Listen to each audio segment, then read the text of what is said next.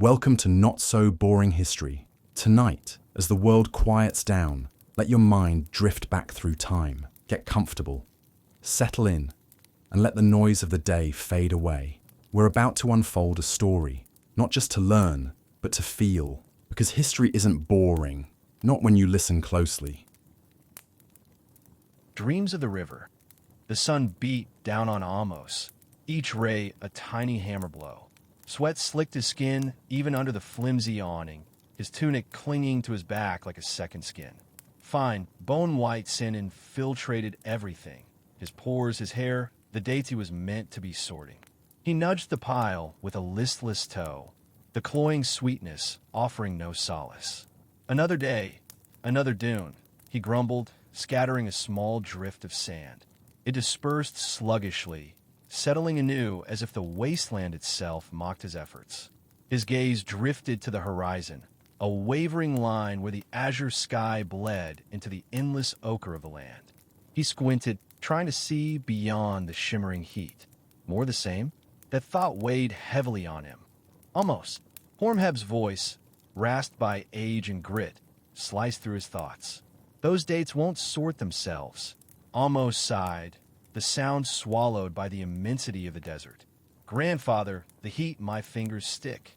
Hormheb hobbled closer, his face a road map of wrinkles carved by countless dawns and sandstorms.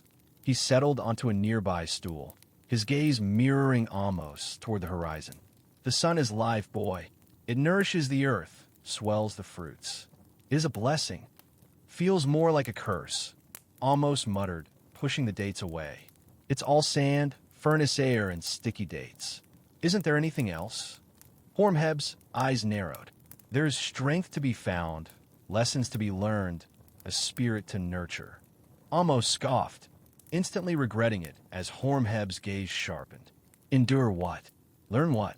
What good is it all when we're trapped here, roasting like lizards, waiting for the next sandstorm to bury us? He knew he was bordering on insolence, but the words spilled out, fueled by a frustration he couldn't contain. He craved something beyond their isolated village, clinging to the edge of the world. He glanced back at the horizon, captivated by that undulating line. He imagined it not as a boundary, but as an opening, a portal to what he couldn't say. Something, anything, had to offer more than this. He closed his eyes, a different vision blooming behind his lids. Water, not the lukewarm, brackish stuff from the well, but a vast, flowing expanse. A river, the Nile. He'd heard the tales, whispered around crackling fires, of a river that snaked through the land, breathing life and abundance wherever it flowed. A river teeming with boats, laden with treasures from faraway realms. A river where the land flourished, an emerald tapestry woven against the dull browns of the desert. In his mind's eye, he stood on its verdant banks. The air hung heavy with the scent of damp earth and lush vegetation, a far cry from the arid air of their existence. He could hear the gentle ripple of the water against the bank, the exotic calls of unseen birds, the joyous cries of playing children. He plunged his hand into the cool water, feeling it cascade through his fingers, cleansing away the desert's grime. He saw barges, their sails puffed full, gliding with effortless grace. He saw bustling markets, overflowing with vibrant produce he'd only dreamed of. He saw people, faces radiant and full of life, dressed in clothes that burst with color. He saw himself, standing tall, his eyes wide with wonder and anticipation.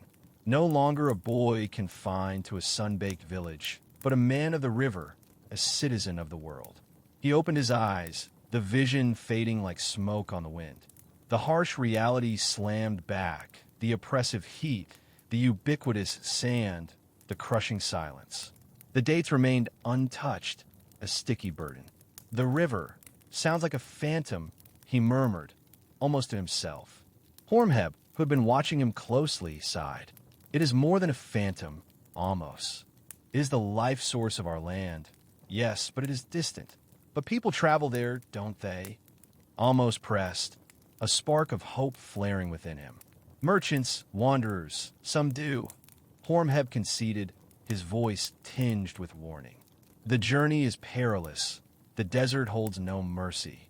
Ahmose knew the desert's cruelty. He had seen the sun-bleached skeletons of animals that had strayed too far. He had heard the grim tales of travelers swallowed by the sands, never to return. But the image of the river, so vivid and enticing, lingered stubbornly. It was a siren's song, calling him to a world beyond the dunes. "I wish I could see it, just once," he whispered, his voice barely audible. The Nile, Hormheb, slowly rose, his expression laced with disappointment. He studied Ahmose, his gaze a mixture of affection and concern. "The desert is our inheritance, Ahmose," he stated, his tone firm yet gentle. "It has provided for us for generations. It has taught us tenacity, ingenuity, and reverence. Do not forsake it." He scooped up a handful of sand, letting it sift through his weathered fingers. "This sand runs in our veins, Ahmose. It defines us."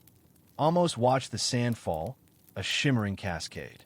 He felt a sharp pang of guilt, a sense of betraying his grandfather, his ancestry. But the yearning for the river lingered, an unyielding flame. Hormheb turned and shuffled towards his dwelling, his shoulders bowed by time and toil. Ahmose watched him depart, his heart burdened by conflicting emotions. He knew his grandfather loved him, that he sought only his well-being.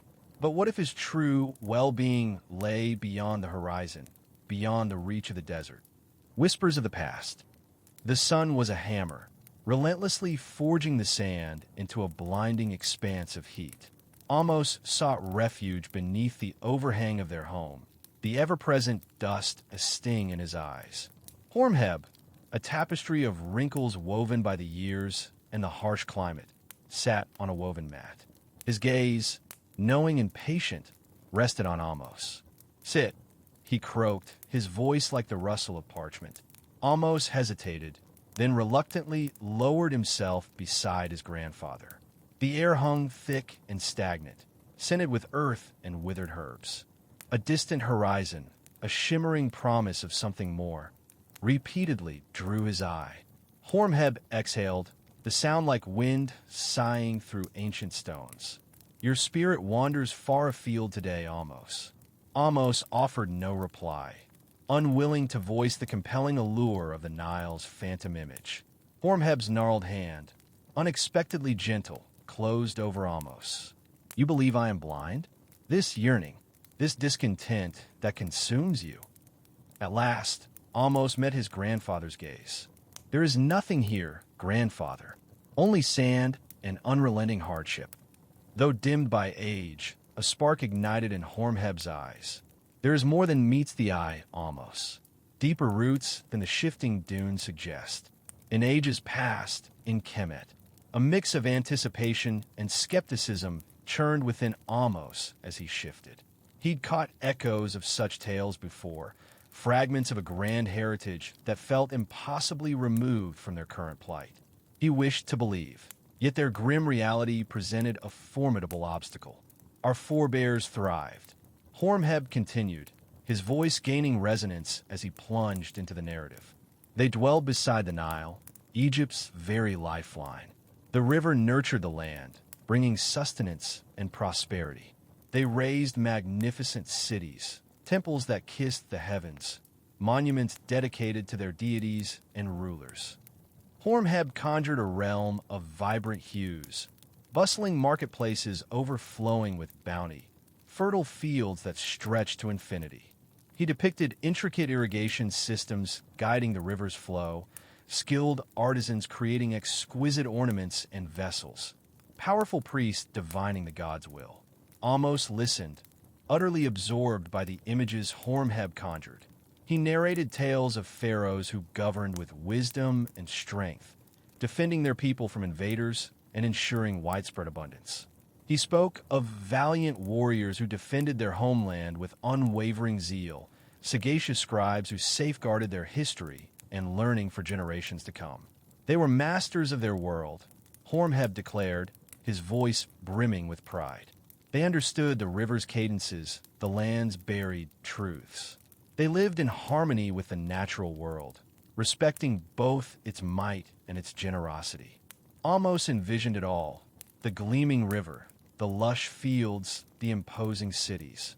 A sharp pang of longing resonated within him, a desire for a life he could only imagine. He pictured himself weaving through those vibrant marketplaces, marveling at the temple's magnificence, feeling the Nile's refreshing spray upon his skin. But then the mirage dissolved, replaced by the stark truth of their desert existence. The unforgiving sun, the paucity of water, the ceaseless battle for survival. He glanced at Hormheb, his face a testament to their difficult lives. But what befell them? Ahmose whispered, "Why do we find ourselves here, in this desolate place?" Hormheb's face shadowed over. "The desert is a cruel mistress, Ahmose. She tests us, breaks us, should we allow it. Our ancestors faced their own tribulations. Scarcity, privation, conflict. But they persevered. They adapted. They mastered survival." He paused, his gaze fixed on the distant horizon. In time, the river altered its course. The land grew parched, resources dwindling. Some chose to follow the water, seeking fresh prospects elsewhere. Others, like us, stayed. We remained faithful to our heritage, to the traditions of our forebears. We learned to extract life for what others perceived as utter barrenness. But at what price? Ahmose retorted, his frustration bubbling to the surface. "We endure a life of perpetual hardship. We are isolated, forgotten. Is this the legacy you desire for us, grandfather? A drawn-out, agonizing decline in the desert?" Hormheb's eyes narrowed. "Our ways are demanding, Ahmose, yet they are honorable. We have safeguarded our traditions, our knowledge, our link to the past. We have maintained our self-reliance, our liberation from the whims of outsiders." He sighed, his shoulders subtly slumping. "Yet perhaps the moment for transformation has arrived. Perhaps the echoes of the past are summoning you to a different journey." Ahmose stared at his grandfather, taken aback by his words. He had anticipated opposition, censure. Instead, he glimpsed a glint of understanding, a flicker of acceptance in Hormheb's gaze. "What do you mean?" Ahmose asked, his heart pounding in his chest. Hormheb regarded him intensely. "I mean, the choice rests with you, Ahmose. The decision to uphold our heritage or to pursue your own destiny. But heed this: whichever path you tread, you must never disavow who you are, where you originate. The blood of our ancestors courses through your veins. It is a wellspring of fortitude, of resilience, of wisdom. Never allow it to fade. The gift of the Nile. Under the sun's molten gaze, Kemet thrived, an oasis sculpted not despite, but because of the serpentine Nile. More than a river, it was a liquid deity, the wellspring of their world. Exchange Ahmose's image of cracked earth for loam so rich it stained the hands, pregnant with promise. Imagine air thick with papyrus blooms and freshly turned soil replacing dust. Replace the desert's mournful howl with the rhythmic dip of oars, children's laughter echoing from shallows, hymns resonating from sun-baked shrines. The Nile, an emerald ribbon through a gilded landscape, reflecting the boundless sky. Reeds gossiped secrets to the breeze, while iridescent birds, living jewels, flitted among the foliage. Below the surface, life pulsed. Fish flashed, crocodiles lazed on exposed banks. Hippos luxuriated in cool depths.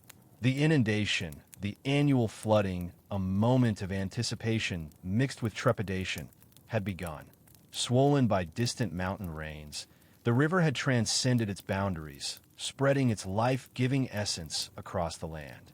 The sharp line between water and field dissolved into a vast, reflective expanse, mirroring the heavens.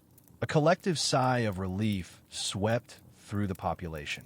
Farmers, their faces maps of sun and labor, waded through the surging water, their hearts swelling with thankfulness. This was the Nile's bounty, the assurance of plenty, the key to survival.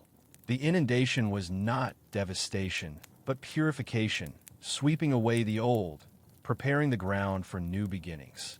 Temples lining the river buzzed with activity. Priests, clad in pristine linen and elaborate headwear, led processions along the river's edge, their voices raised in supplication to Happy, the Nile's embodiment, and Sobuk, the crocodile-headed bestower of fertility. Incense perfumed the air, its sweet tendrils mingling with offerings of fruits, vegetables, and freshly baked loaves, all presented to appease the gods and ensure a golden harvest. Children, daubed with ochre and adorned with blossoms, whirled in dance, their joyous songs rippling across the waters. Fishermen cast their nets with practiced grace, their faces hopeful. Rivermen navigated the flood, ferrying goods and people from village to village. Life surged, invigorated by the river's liquid embrace. More than a water source, the Nile formed the bedrock of their civilization. The fertile silt, a legacy of the annual deluge, created the fecund soil essential for agriculture. It was this richness that enabled cultivation of wheat, barley, and flax, the staples of their diet and the foundation of their economy. The river also served as a crucial artery, connecting the disparate regions of Kemet, nurturing trade and facilitating communication. Vessels laden with commodities plied the waters, carrying precious gems, timber, and resources sourced from far-flung territories. The river facilitated the transport of colossal stones needed for the pyramids and temples, monuments to their inventiveness and skill. The Nile charted their year, dividing it into three distinct phases. Ake, the inundation; Paret, the emergence, when the land reappeared, ready for planting; and Shimu, the harvest season. Their very existence was interwoven with the river's rhythms, their fate tethered to its ebbs and flows. Yet, even amidst such abundance, threads of unease surfaced. Certain elders, their faces creased with concern, recalled seasons when the inundation had proven insufficient, leaving the terrain arid and unproductive. Others harbored fears of divine displeasure, believing their prosperity hinged on unwavering piety and devotion. The Nile, a giver of life, but also a potential harbinger of destruction, a constant reminder of nature's raw power. This was the Nile's duality, a source of blessing and trepidation, an enduring symbol of the precarious balance of life. Controlling the waters, Ahmose squinted against the harsh glare, the sun reflecting fiercely off the newly dug canal. He stood beside his father, Senmet, a sturdy man whose skin was bronzed by the relentless sun and whose hands were calloused from years of labor. The air hung thick with the smell of damp earth and sweat. "Look closely, Ahmose," Senmet said, his voice rough but kind. "This is more important than any prayer or offering. This is how we truly appease the gods, by working with the gifts they give us." Before them, a line of men, stripped to their loincloths, toiled tirelessly. Some wielded heavy hoes, loosening the stubborn earth, while others scooped up the soil in woven baskets, passing them hand to hand to the next man in the chain. The rhythmic grunts and the scrape of metal against stone filled the air. The canal, though still in its early stages, was already a testament to their collective will, a dark gash carved into the golden landscape. "This canal," Senmet explained, pointing towards the growing trench, "will draw water from the Nile when the inundation recedes. It will carry the water to fields further from the riverbank, fields that would otherwise wither and die." Ahmose watched, mesmerized, as the men labored. He had always taken the abundance of their harvest for granted, never fully appreciating the effort required to coax life from the unforgiving desert. He saw now that it wasn't simply the Nile's generosity, but the ingenuity and back-breaking work of the people that ensured their survival. "Come," Senmet said, placing a hand on Ahmose's shoulder. "Let me show you something even more clever." He led Ahmose away from the canal construction to a nearby field where a different kind of activity was underway. Here, a series of contraptions stood like skeletal birds against the skyline. "These are shadufs," Senmet announced with a hint of pride. "They allow us to lift water from the canals to irrigate the fields even when the water level is low." Ahmose approached one of the shadufs cautiously. It consisted of a tall wooden frame, with a long beam balanced on a central pivot. A bucket was suspended from one end of the beam, while a heavy counterweight hung from the other. A man stood beside it, his muscles straining as he lowered the bucket into the canal, filled it with water, and then, using the counterweight, effortlessly lifted the full bucket high enough to pour its contents into a small channel that snaked through the field. Kemet beckoned to the shaduf operator, a wiry man named Hori. "Show Ahmose how it works, Hori." Hori nodded and gestured for Ahmose to try. Ahmose hesitated, feeling clumsy and awkward. He grasped the rope attached to the bucket, pulled it down, and awkwardly dunked it into the canal. The bucket filled with a splash, and he braced himself to lift it. The weight was considerable, and he struggled, his arms trembling. "Use the counterweight," Hori instructed patiently. "Let it do the work." Ahmose shifted his grip, allowing the counterweight to take the strain. To his surprise, the bucket rose with relative ease. He carefully swung it over the channel and emptied its contents. A small stream of water trickled into the parched earth. Ahmose straightened, his back aching, but a sense of satisfaction washed over him. He had lifted water. He had, in a small way, contributed to the life of the field. "You see," Kemet said, his eyes twinkling, "it is not enough to simply wait for the Nile to provide. We must help it, guide it, control it. The desert is a harsh mistress. If we do not work, we do not eat." He gestured towards the field, where rows of young wheat seedlings were already sprouting, their delicate green shoots a vibrant contrast to the arid landscape. "Irrigation is the lifeblood of Kemet, Ahmose. Without it, we would be nothing. Our fields would turn to dust, our people would starve, and our civilization would crumble." Ahmose looked at the irrigation system, then back at his father. His eyes widened as he began to understand the magnitude of the task before them, the constant struggle against the forces of nature. "But father, what if the inundation is too strong? What if it destroys the canals and washes away the fields?" Kemet's face grew serious. "That is a risk we always face. The Nile is a powerful god, and its moods are unpredictable. But we have learned to build strong canals, to protect our fields with levees, and to store grain for the lean years. We prepare for the worst, but we always hope for the best." The sun beat down on them, relentless and unforgiving. Ahmose wiped the sweat from his brow, feeling a newfound respect for the men who toiled in the fields, for the ingenuity of the irrigation systems, and for the delicate balance that sustained their civilization. He knew then that survival in the desert was not a matter of luck, but of constant vigilance, unwavering effort, and a deep understanding of the river that both blessed and threatened their existence. He would need to learn more, much more, if he was going to help his family and community survive. Seeds of life. The next morning, Ahmose found Hormheb sitting cross-legged beneath the shade of a date palm, meticulously sorting seeds. The air hummed with the distant drone of bees flitting between the blossoms. Ahmose had been spending his mornings helping Kemet with the irrigation, his muscles aching in a way that felt both foreign and satisfying. "Grandfather," Ahmose greeted, kneeling beside him. "What are you doing?" Hormheb looked up, his eyes crinkling at the corners. "Preparing for the planting, child. These are the seeds of life." He held out a handful of golden grains.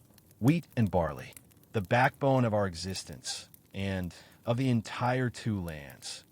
Ahmose examined the grains. They seemed small and insignificant, yet he knew, intellectually, that they held the potential to feed their entire village. But why these? Why not other plants? Hormheb chuckled, a dry, rustling sound like the wind through papyrus reeds. "Come sit. I will tell you a tale older than the pyramids themselves." He gestured to a woven mat beside him. Ahmose settled down, intrigued. Hormheb began, his voice taking on the cadence of a storyteller.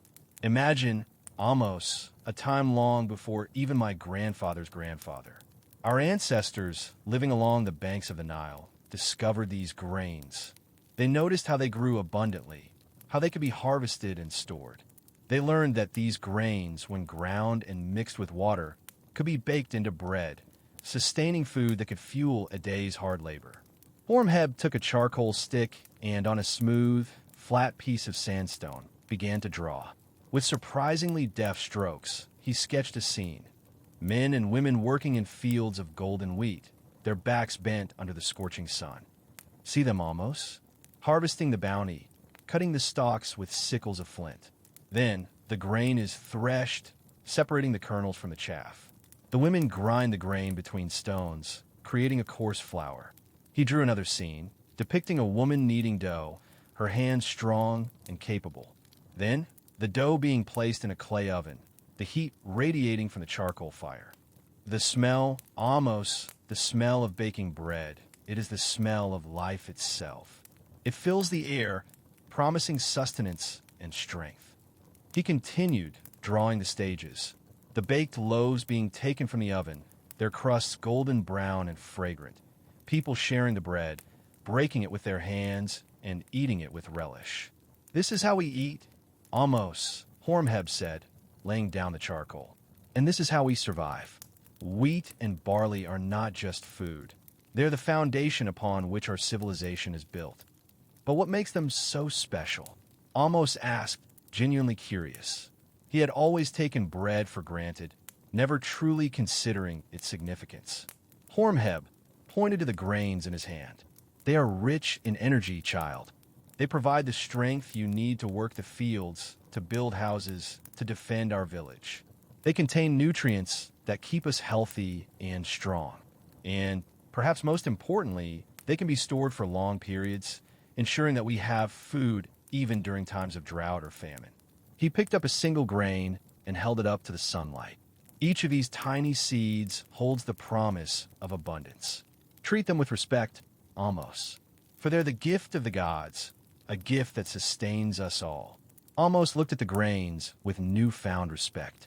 He thought of the shaduf, of the relentless labor required to bring water to the fields. He understood now that it was all for this, for the cultivation of these precious seeds. Grandfather, Ahmose said, his voice filled with a quiet determination. Teach me more. Teach me everything you know about these seeds of life. Hormheb smiled, a rare and genuine smile that reached his eyes. That, my grandson, is a promise I intend to keep. He then explained the intricate process of planting, the importance of soil preparation, the timing of the planting season, and the rituals performed to ensure a bountiful harvest. Ahmose listened intently, absorbing every word, his mind buzzing with new knowledge. He knew that learning about these things was essential to understanding the desert community. As the sun began to dip below the horizon, painting the sky in hues of orange and purple, Ahmose felt a profound connection to his ancestors, to the land, and to the cycle of life. The simple act of preparing seeds had opened his eyes to the intricate web of knowledge and tradition that sustained their existence. Homes of mud and linen.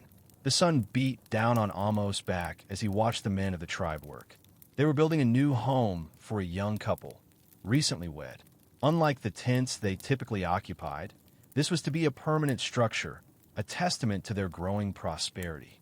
Ahmose had seen such houses before, but never witnessed their creation. Why mud? He asked Hormheb, who stood beside him, his weathered face creased in a knowing smile. It seems so fragile. Hormheb chuckled at a dry, rasping sound. Fragile? Boy, you underestimate the strength of the desert. Mud, when mixed correctly, is stronger than any stone in these parts. And it's plentiful. Ahmose watched as the men mixed the dark earth with water and straw, trampling it into a thick, pliable paste. They used wooden molds to shape the mud into bricks, laying them out to bake in the sun. The air hung thick with the earthy scent of the mixture, a smell that clung to everything, even the wind.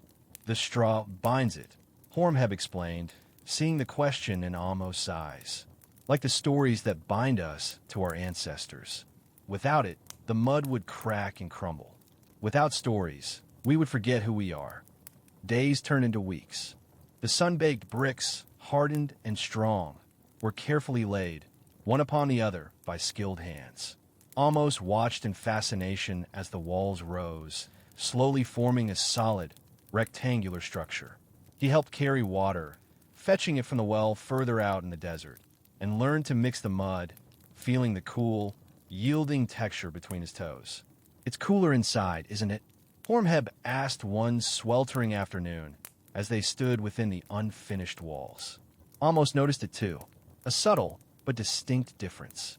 "Ow! The mud," Hormheb said, tapping the wall with his gnarled hand. "It's thick. It absorbs the heat during the day and releases it slowly at night. Keeps the harsh sun out and the cool air in." Ahmose was amazed. Such a simple thing, mud, yet offered protection from the unforgiving heat. It was a lesson in the resourcefulness of his people, their ability to thrive in a land that seemed determined to defeat them. As the house neared completion, Ahmose noticed the clothes the builders wore.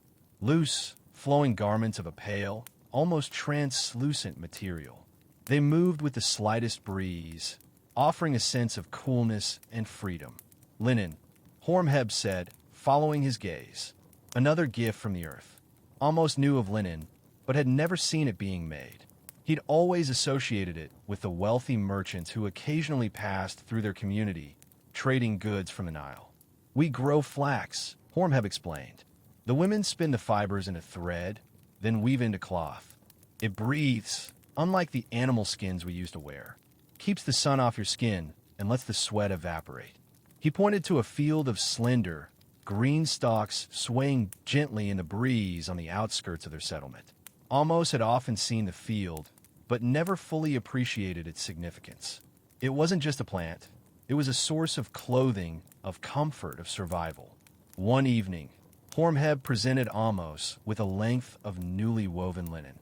It was rough to the touch, but surprisingly soft. "Wear it," Hormheb said. "Feel the difference." Ahmose hesitated, unsure. He had always worn the rough spun wool his mother had made, a material that was functional but not comfortable. But he trusted Hormheb, and he was curious. He changed into the linen garment and immediately felt a sense of relief. The fabric was light against his skin, allowing the air to circulate freely. It was as if a cool breeze was constantly whispering against his body. "It's incredible," Ahmose said, amazed. Hormheb smiled. "We have learned to live with the desert, Ahmose, not fight against it. We take what it offers and use it to our advantage. The mud, the flax, the sun itself. They are all tools, if you know how to use them." Ahmose looked at the mudbrick house, at the swaying field of flax, at the setting sun painting the sky in hues of orange and purple. He was beginning to understand. Survival in the desert wasn't just about enduring hardship. It was about ingenuity, about adaptation, about finding ways to thrive in the face of adversity. It was about listening to the whispers of the land and understanding its secrets. Camels and caravans. The sun beat down on Ahmose's shoulders as he followed Hormheb away from the newly built mudbrick home. His grandfather walked with a steady rhythm, his weathered face tilted towards the horizon as if reading a map only he could see. "Where are we going, grandfather?" Ahmose asked, shielding his eyes. Hormheb chuckled, a dry, rustling sound. "To see the ships of the desert, Ahmose. To understand how our world connects to theirs." Ahmose frowned, confused. Ships? In the desert. They walked for another hour, the village shrinking behind them until it was a smudge on the vast, ochre landscape. Finally, they crested a low dune, and Ahmose gasped. Before them stretched a wide, sandy plain, and upon it moved a line of creatures unlike any he had ever seen in such numbers. They were tall, ungainly beasts, swaying with each step, their humped backs laden with bundles. Camels, dozens of them. A caravan, Hormheb said, his voice filled with reverence. A lifeline. The caravan was approaching a small oasis, a cluster of date palms offering shade and water. As they drew closer, Ahmose could see men, their faces wrapped in cloth against the sun and sand, leading the camels. The air buzzed with the sounds of their calls, the groans of the camels, and the creaking of the packs. Hormheb led Ahmose to the edge of the oasis, where they sat on a rocky outcrop, observing the scene. The caravan drivers were unloading their camels, their movements efficient and practiced. Water skins were filled, dates were eaten, and the camels were allowed to drink deeply from spring. These are not just beasts of burden, Ahmose, Hormheb said, his eyes scanning the scene. They are our connection to the world beyond the desert. They carry life. Ahmose watched as men began to unload the bundles from the camels' backs. He saw woven baskets filled with grain, bolts of brightly colored linen, pottery, and tools made of copper and bronze. Other camels carried bundles of dried fish, carefully wrapped to prevent spoilage. What are they trading? Ahmose asked, his curiosity piqued. Everything we need, and everything others need from us, Hormheb replied. They bring us food from the fertile lands along the Nile, grain, fruits, vegetables. They bring tools and weapons from the cities. And they take from us what we have, salt, which is precious for preserving food, minerals from the mountains, and crafts made with our own hands. He pointed to a pile of finely woven baskets. Those are made by the women of our village. They are strong, beautiful, and highly prized in the cities. And see those leather pouches? They contain medicinal herbs gathered from the desert plants. Ahmose's eyes widened as he watched a merchant carefully examine a pouch of herbs, his face etched with satisfaction. He realized that his people were not isolated, struggling for survival in a barren wasteland. They were part of a larger network, contributing to the prosperity of the land. The camels allow us to thrive, Ahmose, Hormheb continued. Without them, we would be confined to this small patch of land, dependent only on what we can find within a day's walk. With them, we can reach distant markets, exchange our goods for those we need, and learn about the world beyond the dunes. He recounted tales of past caravans, journeys to the great temples along the Nile, where desert dwellers traded precious minerals for the blessings of the priests, expeditions to distant oases, where they exchanged knowledge and shared stories with other tribes. Ahmose felt a surge of pride. He had always seen the desert as a harsh and unforgiving place, but now he saw it as a land of opportunity, a conduit for trade and connection. The camels, once just strange-looking animals, were now symbols of resilience, ingenuity, and the enduring spirit of his people. As the sun began to dip towards the horizon, painting the sky in hues of orange and purple, the caravan drivers began to prepare for the night. Fires were lit, casting flickering shadows on the sand, and the air filled with the aroma of roasting meat and spices. "Come," Hormheb said, rising to his feet. "Let us return to the village. But remember what you have seen today, Ahmose. Remember the camels, the caravans, and the connections they represent. For they are the threads that weave our lives into the tapestry of this land." Stories on papyrus. The sun dipped below the horizon, painting the sand dunes in hues of orange and purple. Ahmose sat beside Hormheb, the evening air cool against his skin after the day's heat. The camels were settled for the night, their soft grunts a comforting rhythm in the vast silence. "You see, Ahmose," Hormheb began, his voice raspy with age.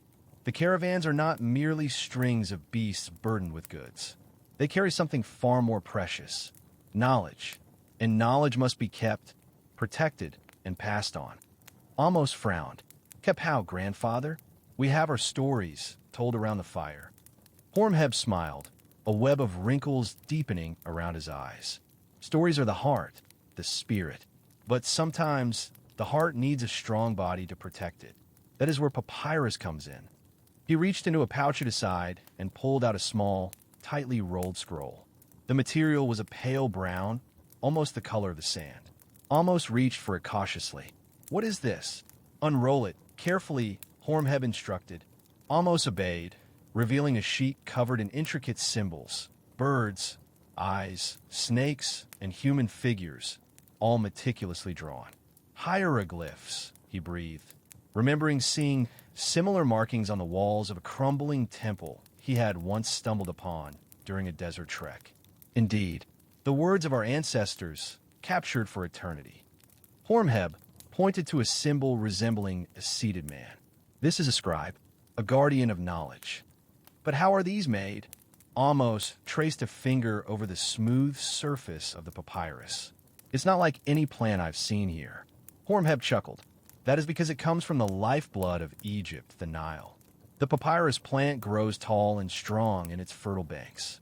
To make this, the stalk is cut into thin strips, laid out in layers, one horizontal, one vertical, then pressed and dried under heavy stones. It is a long process requiring patience and skill. He continued, imagine the scribes, Ahmose, working tirelessly day after day. They dip their reed brushes into ink made from soot and minerals, carefully forming each hieroglyph.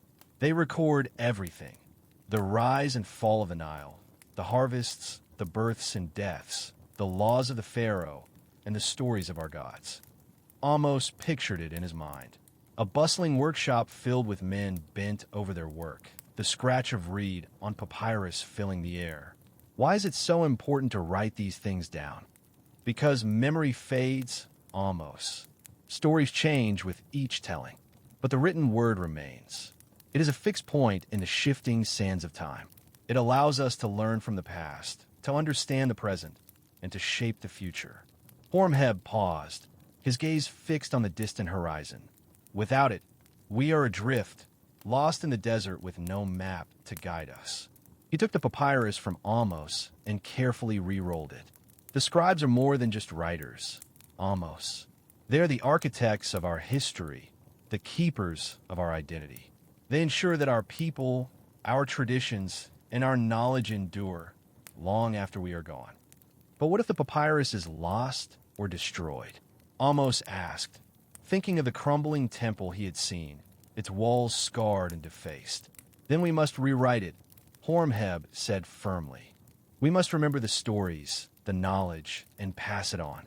That is why your training is so important. You must learn not only to survive in the desert, but also to understand our history, our culture, our way of life. You're the future, Ahmose. You must be ready to carry the weight of the past. Ahmose felt a surge of responsibility, a weight settling upon his shoulders. He looked at the stars, now beginning to pepper the night sky. They seemed to watch him, ancient and knowing. Can you teach me to read the hieroglyphs, grandfather? He asked, his voice barely a whisper. Hormheb smiled, a rare and precious thing. I will teach you everything I know, Ahmose. But remember, knowledge is not just about reading words. It is about understanding their meaning, their power. And it is about using that power wisely. He placed a hand on Ahmose's shoulder. Now let us sleep. Tomorrow, we continue our journey. And perhaps, tomorrow, I will show you how the caravans themselves are living scrolls, carrying stories across the desert. The river's rhythm. Ahmose narrowed his eyes at the markings carved into the flat rock before him. Not hieroglyphs, not precisely. These were simpler forms, recurring designs set out in ordered lines. Hormheb tapped the stone with a toughened finger. This, he began, his voice raspy from the arid air, is our way of keeping time with the Nile, even out here, where she's a phantom memory. The rock presented a grid of symbols, each denoting a span of time. Ahmose recognized a handful from previous lessons: star patterns, representations of farm tools, and familiar desert creatures. Hormheb elaborated, explaining how their forebears, the ancient Egyptians, had closely studied the heavens and the great river, charting the rhythms that governed their existence. The year turns through 3 seasons, Hormheb indicated, pointing to the top row. Ake, the inundation, Parate, the emergence, and Shimu, the harvest. His finger traced the Ake sequence, revealing symbols that represented the Nile's ascent. The icons swelled in size, mirroring the river's expansion before dwindling as the floodwaters ebbed. For those months, the land is reborn. Fields become an expanse of water, and life retreats to higher ground. Ahmose conjured the tales Hormheb had shared of the Nile in full spate, its fertile waters enriching the land. He almost caught the scent of wet soil and teeming life rising from it.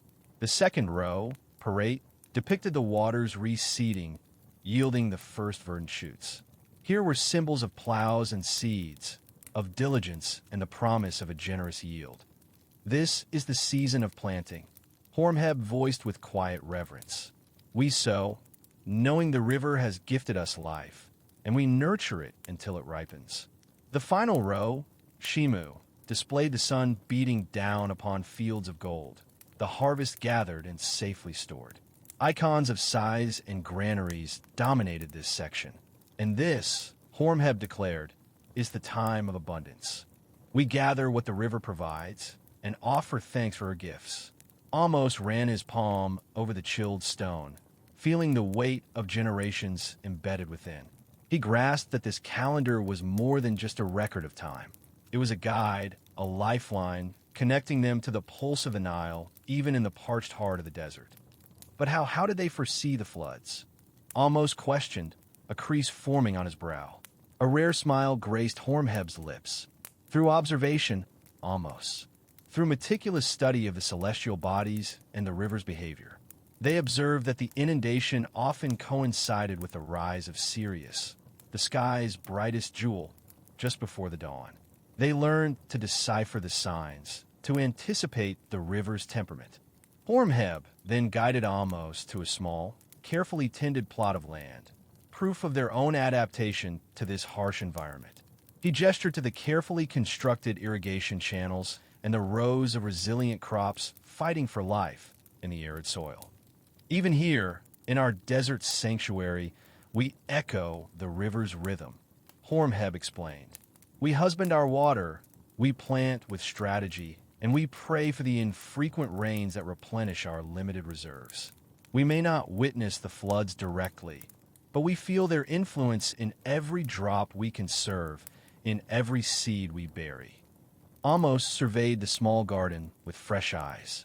He recognized the calculated arrangement of the plants, the deliberate shading of the earth, the ingenious system designed to capture the morning dew.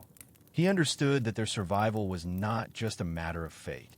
It was a testament to their wisdom, their tenacity, and their profound connection to the Nile's legacy. He pictured the ancient farmers, their faces etched by sun and toil, consulting the calendar carved in stone.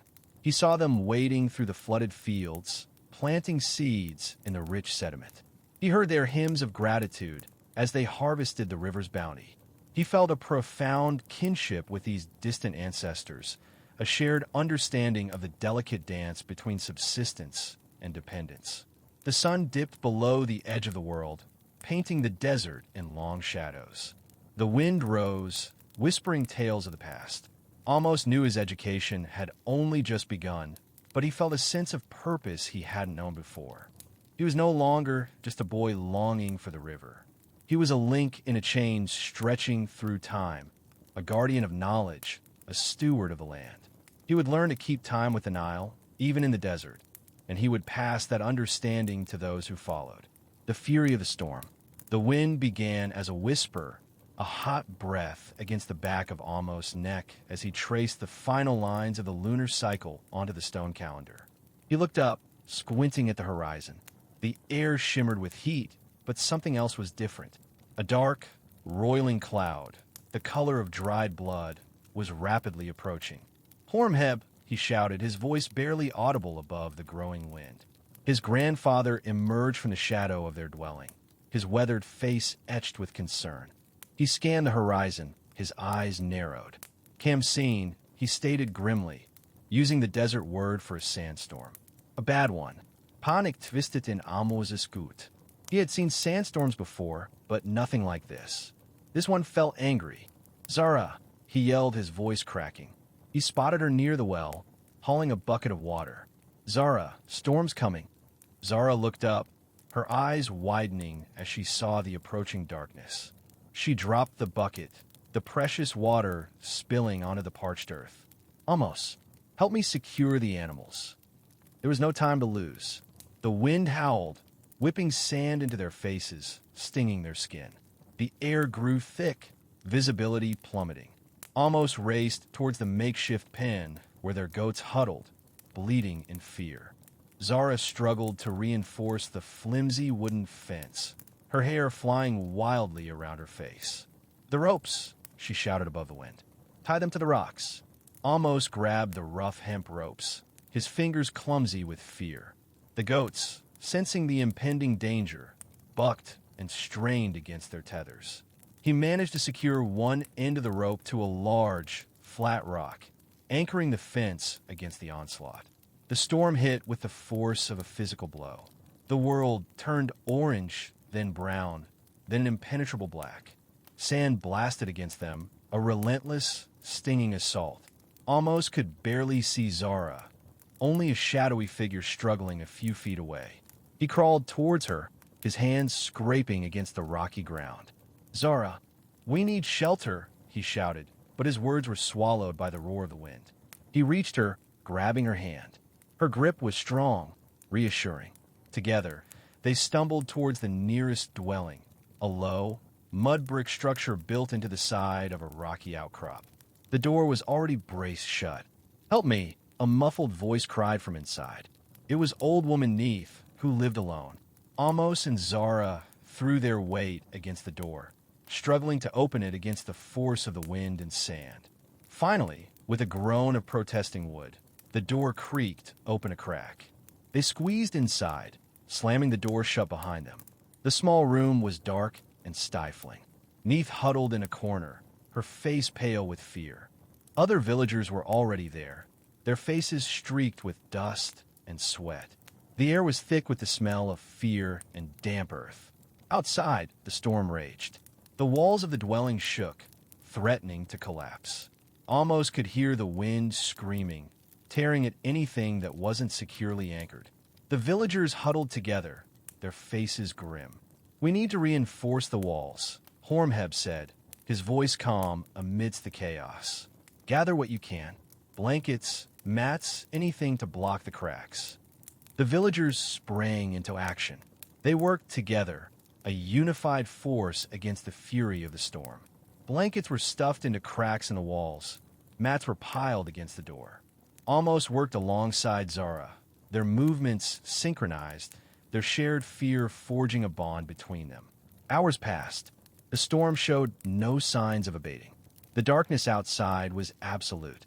The villagers huddled together, sharing stories and offering words of comfort. Ahmose, usually restless and eager to escape, felt a sense of belonging, a connection to these people, to this place.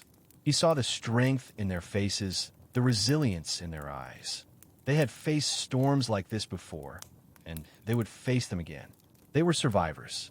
He looked at Zara, her face illuminated by the flickering light of a small oil lamp. Her eyes met his, and he saw a flicker of pride, or was it relief? He wasn't sure, but in that moment, he understood something profound. It wasn't about escaping the desert. It was about understanding it, about respecting it, about surviving it together. The Nile gave life, yes, but the desert demanded strength. He had been so focused on the river that he had failed to see the beauty, the ingenuity, the sheer will to survive that thrived in this harsh landscape. Finally, after what seemed like an eternity, the wind began to subside. The roar faded to a whisper. The darkness began to lighten. Slowly, cautiously, Ahmose opened the door. The world outside was transformed. Sand dunes had shifted. Landmarks had disappeared. The village was buried under a thick layer of sand. But it was still there, and so were they. Echoes of Pharos. The camp scene descended like a sand-fanged beast, hammering the mud-brick storehouse where Ahmose, Zura, Hormheb, and a scattering of villagers sought refuge. Dust, the color of dried clay, infiltrated every seam, a gritty film on skin, a rasp in the throat. Ahmose coughed, tightening his headscarf.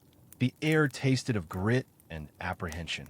He recalled Hormheb's fireside tales. Narmer, forging a unified kingdom. Djoser, whose step pyramid pierced the heavens. Amenemhat, shifting the capital to tame the Nile's temper. Pharaohs who were not merely rulers, but orchestrators. They understood the river's dual nature, a source of bounty and ruin. Commanders of armies, yes, but also of the life-giving waters, the grain stores, the collective spirit of a nation. A vision bloomed in Ahmose's mind. Emerald barley fields rippling in the breeze. Irrigation canals catching the sun's glare, granaries swollen with harvest yield. A pharaoh, radiant and obscured, raised a hand in blessing, acknowledging the toiling masses. The mirage vanished, leaving only the oppressive dark and the wind's relentless shriek. Hormheb, wrinkles mapping his face like ancient rivers, stood as a beacon of composure. He moved with practiced grace, securing the grain sacks, bolstering a weakened wall section with spare wood. "Stay low," he roared above the tempest's din, his voice a surprising force. "Save your strength. This too shall pass." Zara, eyes wide but steady, helped an aged woman swathe her face in a soaked cloth. Her movements were economical, a product of years wrestling the desert's moods. Gratitude surged through Ahmose, a warm counterpoint to the biting fear. He observed Hormheb, his grandfather, his mentor. In that instant, he was more than an old man clinging to the past. He was a leader shepherding his vulnerable charge through the gale, not leading legions nor raising monuments, but performing a task of equal significance, safeguarding the fragile thread of community. A different memory flickered. Senusret III, inspecting Egypt's border defenses, ensuring his people's security against invaders. The pharaoh, a severe figure perched on a war chariot, held a spear, his gaze sweeping the horizon, alert for any sign of incursion. A protector, a sentinel, willing to give all for his kingdom's prosperity. A wave of shame washed over Ahmose. Obsessed with his own desires, his yearning for the Nile's embrace, he had failed to recognize the power and tenacity of his people. He dismissed their ways as relics, their struggles as trivial. But now, cloistered in the gloom, assaulted by the storm's rage, he saw them anew. They were survivors, tempered in the desert's furnace, their resilience unyielding. "Ahmose," Hormheb's voice sliced through his reverie. "Help Zara secure the water skins. Each drop is precious." He bolted upright, his former listlessness replaced by resolve. He joined Zara, laboring beside her to bind the precious water containers to the sturdy beams, shielding them from the wind's brutal assault. He noted the focused creasing of her brow, the resolute set of her jaw. She was powerful, resourceful, intimately connected to this land. The wind howled, rattling the hut's precarious structure. Ahmose pictured the desert stretching beyond, a limitless ocean of sand, dunes whipped into a frenzy. A severe and unforgiving realm, yet also their home, their refuge. And their duty was to defend it, to cherish it, as the pharaohs of old had cherished Egypt. He thought of Akhenaten, the rebel king, who had dared defy the established order, to forsake the ancient deities. His reign had been riddled with turmoil and discord, a grim lesson in the importance of unity and reverence. The desert commanded respect, and those who scorned its tenets paid the price. As the hours dragged on, the storm gradually lost its ferocity. The wind's roar softened to a plaintive sigh. The sand's bombardment lessened. Finally, as dawn neared, a weak light pierced the cracks in the walls. The Khamsin had released its grip. Ahmose stumbled from the storehouse, squinting in the muted sunlight. The village was enveloped in a thick blanket of sand, but the structures remained, the people lived. They had endured as one, and in that instant, Ahmose understood that he had at last found his purpose, not on the banks of the Nile, but in the heart of the desert, among his own kind. He would learn from Hormheb. He would learn from Zara. He would learn to be a guardian of this land, in the tradition of pharaohs long past. Wisdom in the sands. The Khamsin's wrath gradually subsided. The thick, copper-colored haze dissipated, revealing a landscape scarred and weary. Dunes of sand pressed against every barrier, reshaping the familiar architecture. The gale, once a shrieking harpy, faded to a sigh, leaving a profound silence. Ahmose pushed himself up, expelling a mouthful of grit. The air, though heavy, was breathable at last. He blinked against the sting in his eyes, taking in the aftermath. Figures emerged tentatively from their dwellings, cloaked and veiled like spirits testing the reality after a dream. Already, Zara's clear voice cut through the quiet as she directed efforts to free passageways and aid the vulnerable. He watched her assist old Nima, who whose humble home was nearly swallowed, then move on to a family whose roof had buckled. A wave of understanding washed over him as he observed her actions. He had always seen the desert as a sterile cage, a land of want. Now, witnessing this immediate, selfless outpouring, he recognized it as a crucible, a furnace that had forged his people into something extraordinary. They didn't bewail the storm. They confronted it, united by an unspoken vow of mutual support. It dawned on him. The truth Hormheb had striven to teach him. That true power lay not in dominating the river, but in acknowledging and respecting the desert's fickle nature, in collaborating to flourish within its boundaries. He stood, shedding the skin of the reluctant heir, a man awakened to his calling. He pitched in, his hands gripping a fallen beam blocking an entrance. He labored beside his people, the rhythmic cadence of effort a shared language of purpose. The sun, a blurred orb behind the departing clouds, cast elongated, skewed shadows, rendering the scene both unreal and intensely tangible. As the immediate crisis eased, Zara approached, her face dusted with sand, yet her gaze shone with indomitable resolve. "Ahmose," she said softly, "you worked hard today." He nodded, unable to voice the depth of his shift in perspective. "I understand now, Zara. I understand why we persevere." A rare smile touched her lips. "It's more than just persevering, Ahmose. It's belonging. This place, it's woven into our very being. It molds us, challenges us, and rewards us with a unique kind of fortitude." He scanned the village, his former disdain replaced by profound respect. He noted the ingenious irrigation networks diverting precious water to sustain life. He saw the carefully designed homes, engineered to withstand the brutal elements. He observed the faces of his people, lined with resilience and determination.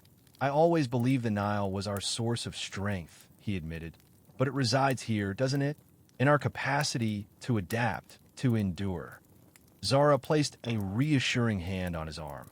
"The Nile sustains us, Ahmose, but the desert instructs us on how to truly live.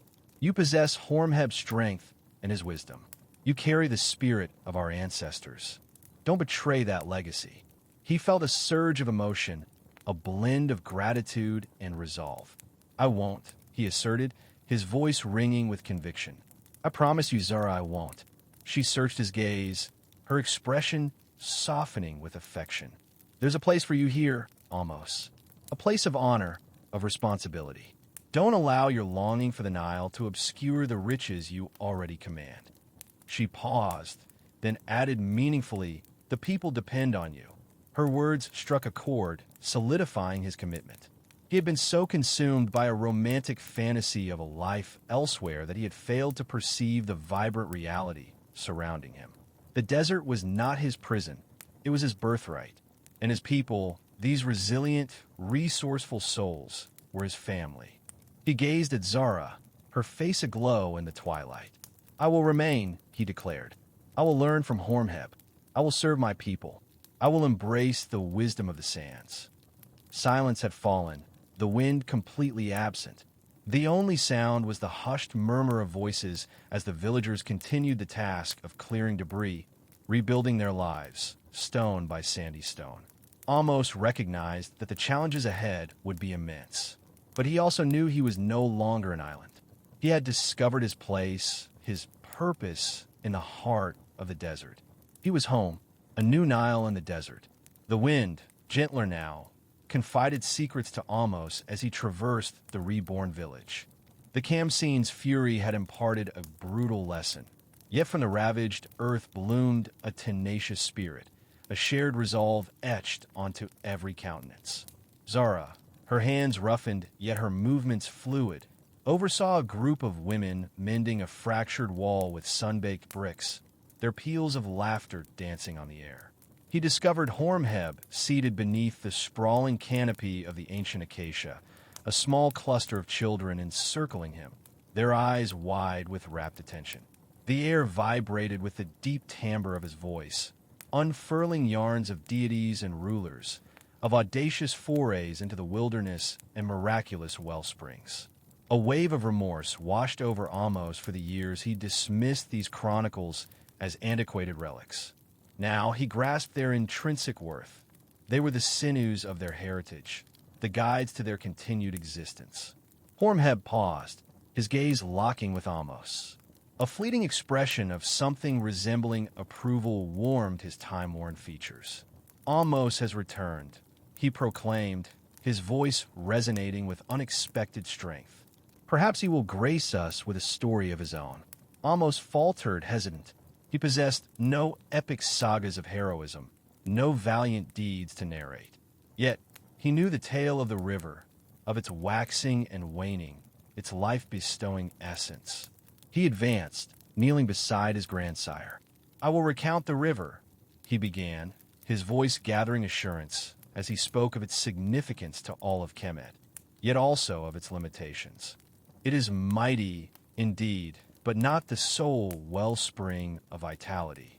Here, amidst the dunes, we have mastered the art of coaxing water from what appears to be mere sand.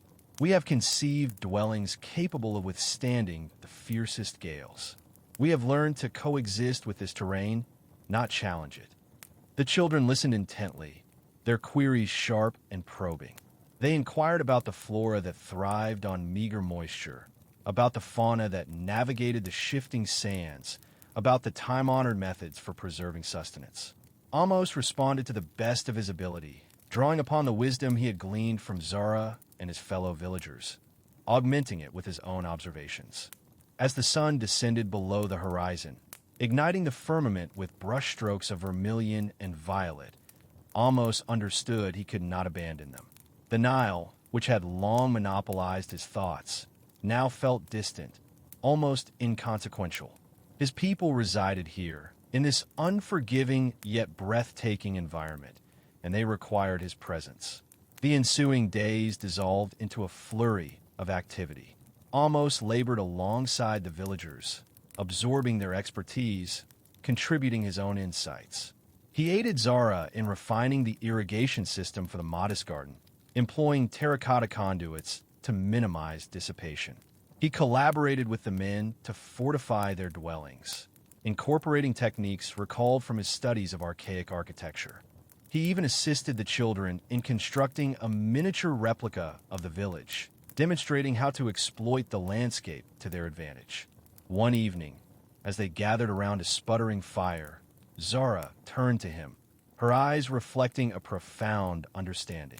"You have discovered your Nile, Ahmose," she murmured, "not within the river itself, but in the spirit of your people. You are helping us forge a new Nile, a reservoir of life and sustenance that will cascade through our community for eons." Her words resonated with profound truth. He realized she was correct. He had been so consumed with the tangible river that he had neglected the true source of life, the tenacity, the resourcefulness, the unyielding resolve of his kin. Old man Hormheb, sitting close by, nodded sagely. "The desert is a stern pedagogue," he croaked, his voice gravelly but clear. "But it also graces those willing to learn. Ahmose has learned that true strength does not lie in dominion over the elements, but in comprehension of them, in adaptation to them, in cooperation with them." Ahmose knew the trials ahead would be formidable. The desert posed a perpetual threat, and survival would always demand unwavering effort. But he was no longer gripped by fear. He had unearthed his purpose, his place in this realm. He was a guardian of his people, a custodian of their heritage, an architect of their destiny. He gazed up at the star-strewn vault, a vast and limitless expanse that mirrored the boundless potential of the desert. He envisioned not a desolate wasteland, but a domain of possibility, a place where ingenuity and resilience could flourish. He envisioned a novel Nile, not of water, but of hope, coursing through the hearts of his people, sustaining them, enriching them, guiding them toward a brighter future.